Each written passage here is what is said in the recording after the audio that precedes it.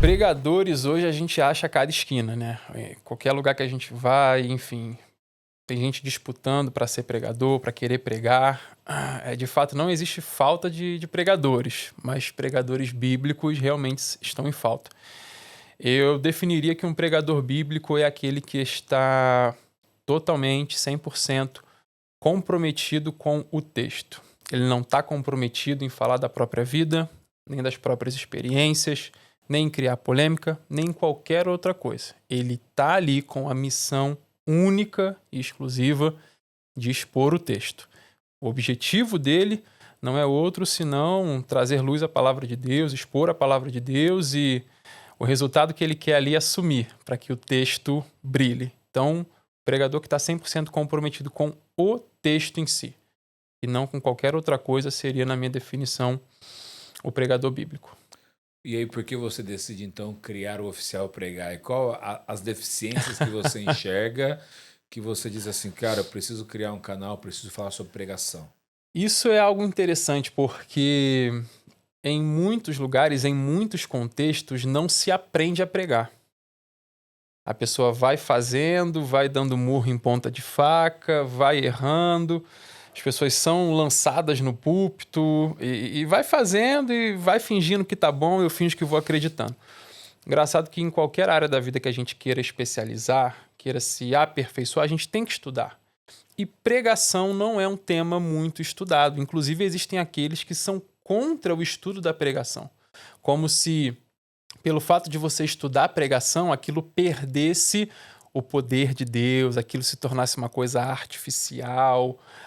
Pessoas que têm na sua mentalidade que a pregação ela só vale se for aquela coisa inédita, desceu na hora.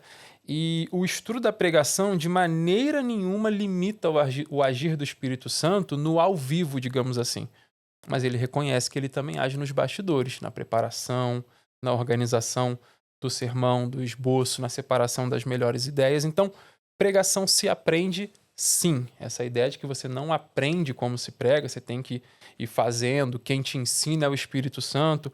A própria história da igreja refuta essa ideia com grandes pregadores e grandes professores de pregação, como Spurgeon, John Wesley, que eram professores de pregação, e eu vi que era algo muito perdido nos dias atuais. Eu mesmo passei por isso, no início da minha trajetória como pregador, não tinha quem me ensinasse, não tinha quem me direcionasse nesse sentido, me mostrasse como se faz, e por muito tempo tive que dar murro em ponta de faca, até descobrir bons livros, bons mestres, bons professores, e eu vejo que é uma área que a gente carece como igreja brasileira hoje, então daí vem uma das fontes de inspiração para o Pregai.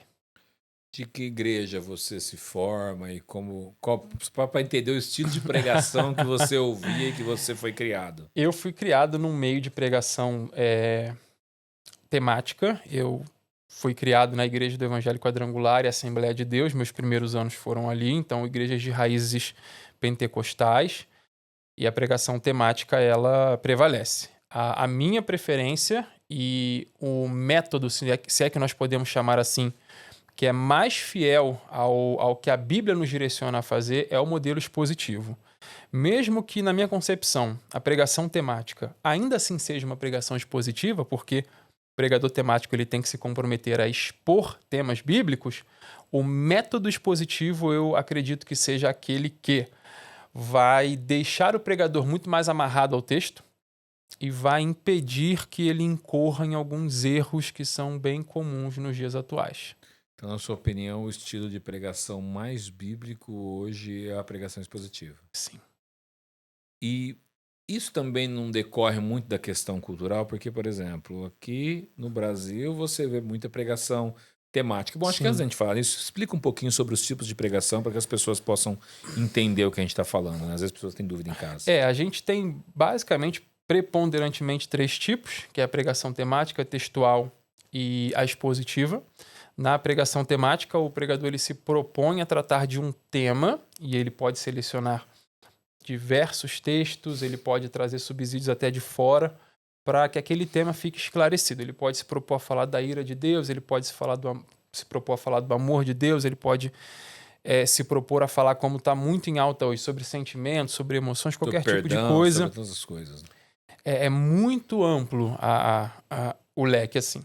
Na textual, você se propõe a tirar tópicos de uma passagem, então você explora quais seriam os tópicos presentes naquela passagem e você consegue puxar textos paralelos para enfatizar aqueles tópicos que você pega. Você pega uma passagem, delimita ali 1, 2, 3, 4 tópicos que você quer trabalhar dentro daquela mensagem. Pregação de 3 pontos. Ali. Exatamente. E aí você vai trabalhando com textos acessórios, textos subjacentes, para poder montar então a sua ideia.